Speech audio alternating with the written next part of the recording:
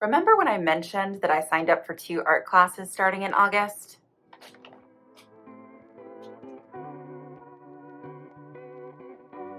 Okay, I can explain. I know the other week we went through some of my art supplies and my brushes to see what I had that I could use for class and what I would need to pick up. Unfortunately, I needed to buy more than I previously anticipated, and I may or may not have dropped $300 at Blick. I know what I said about banning art supplies. I really don't have an excuse. I knew going in I was going to need to purchase water mixable oil paint. It's not something I already had, and I figured it was going to be pretty expensive. Altogether, I needed to purchase 8 different colors. Hopefully, these are the only 8 I will ever need. And I'm hoping that I enjoy water mixable oils because these things weren't cheap. They didn't have any smaller tubes or pre-made sets, so that kind of sucked. I may have needed to purchase new art supplies, but I tried to do it as affordably as I could while also buying quality materials. I know the whole thing about the no-buy year and the banning new art supplies is not to purchase things that I don't need. But on the other hand, purchasing things that are of higher quality usually means that they'll last you longer. So even if I don't love water mixable oils, these are at least good paints that will give me a foundation for learning. And if I really, really hate it, I can sell them. Overall, I needed to purchase 8 different colors. First one I needed was burnt umber, lemon yellow, titanium white, phthalo blue, cadmium red, alizarin crimson, cadmium yellow medium, and French ultramarine. Because these are water mixable oil colors, we're not using any solvent. I picked up the Windsor & Newton fast drying medium. I don't really remember a whole lot about oil painting.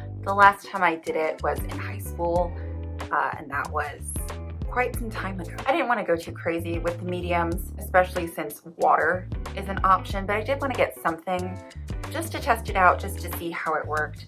So I went with a quick drying medium because it was the one that I could find. The other thing I had to purchase were oil painting brushes. It was suggested to me to keep my oil painting brushes separate from my wash and watercolor brushes. That makes total sense to me. I'm not an expert on brushes either.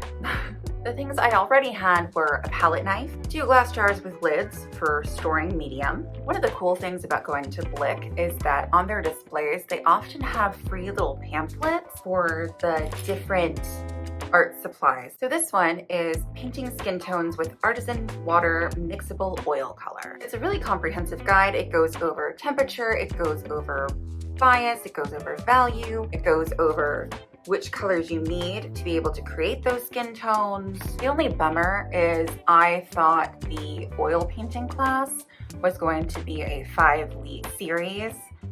It's just the one class, and luckily a couple of the things that I needed for the one I could also use in the other. It was suggested to grab some disposable palette paper, so I got this one from ArtPop. It's allegedly smooth and bleed proof, which is nice. Perfect for mixing a variety of paints. And it's got one of those nifty little like thumb hole guys, so maybe it'll be easier on my hands to hold. When it came to choosing watercolor, I will fully admit that I did have most of the colors I needed in this pre-made pocket Windsor & Newton set.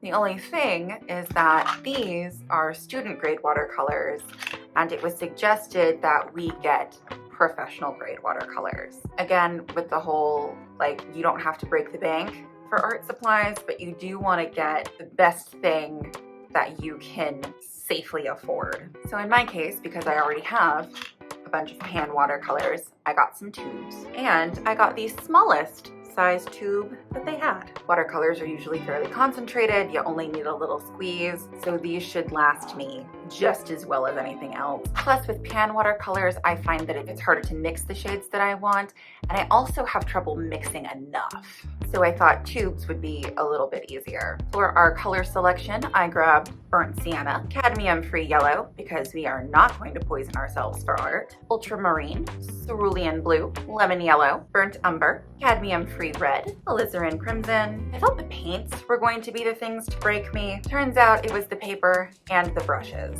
For both classes, I needed an 11 by 14 sheet of paper. I couldn't find 11 by 14, so I went with 10 by 14, this lovely Arches watercolor paper that you can't really see because of the glare. A lot of people love Arches. I have never tried it. It is 100% cotton rag, which is what I was required to get.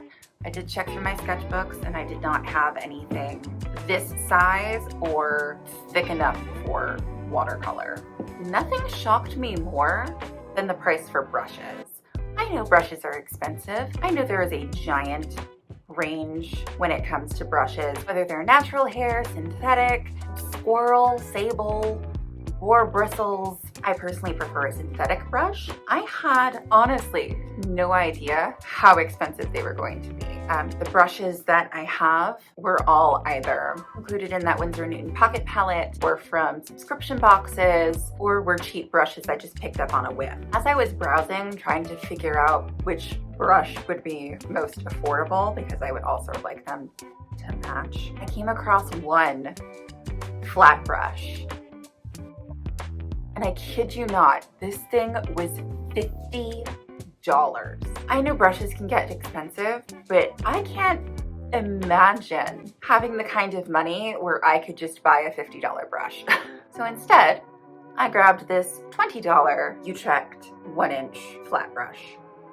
It was not $50, it was $20, which is still deeply unreasonable, but not $50. Unfortunately, they did not have this one in black, so it does not match the other 3 brushes I grabbed from the same brand. But I grabbed a 12 round, a 2 round, I think this is a rigger brush, very narrow and kind of fluffy. I did grab one more brush. I grabbed this Blick Scholastic ox hair round, largely because when it comes to shopping in places like Blick, they do offer bulk pricing. So spending $1.09 on this little brush that I'll figure out something to do with saved me 26 bucks, because the more you buy, the more you save. Not real sure that my bank account believes that one, but that's what they tell me.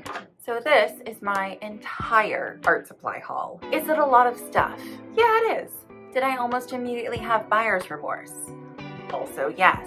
I know logically that I don't have to justify my purchases to anyone except for myself, and I'm really excited to get back into 1, an art studio, and 2, an actual class where there are other people, where I get to learn something, and then I can implement that thing on canvas. I have somebody to ask for help. I've got somebody who can give me advice, who can explain things. I'm excited for the opportunity to actually learn something new. Earlier this week, I started one of those Wooble crochet kits. Look at my little wonky potato. I love her so much. I've never crocheted anything before, and she's just so cute.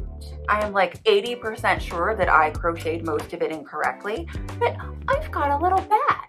She sits here on my desk now to keep me company. The first class is August 11th, so I am looking forward to packing up my art supplies, but I am also excited to decorate this toolbox that I bought to house my art supplies. So I figured we could do that next week. Speaking of learning something new, I am equally excited and terrified to say that I am going to be opening an online shop in August. I have some digital products that I made, from notepads and planner pads to coloring sheets and even a downloadable print that I am very excited to share with you all. I've never done anything like this. It was scary enough to put my face on the internet and start this YouTube channel. And while I am absolutely enjoying creating content, my goal isn't to be a YouTuber so much as it is to launch my art career. And I can't do that if I don't put my art out there.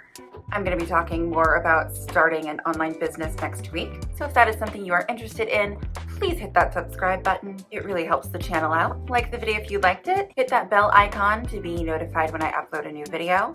If you want more insider information, you can sign up for my newsletter, linked down in the description. I think that's all the housekeeping I have for you guys today. I hope you enjoyed, and I will see you next week.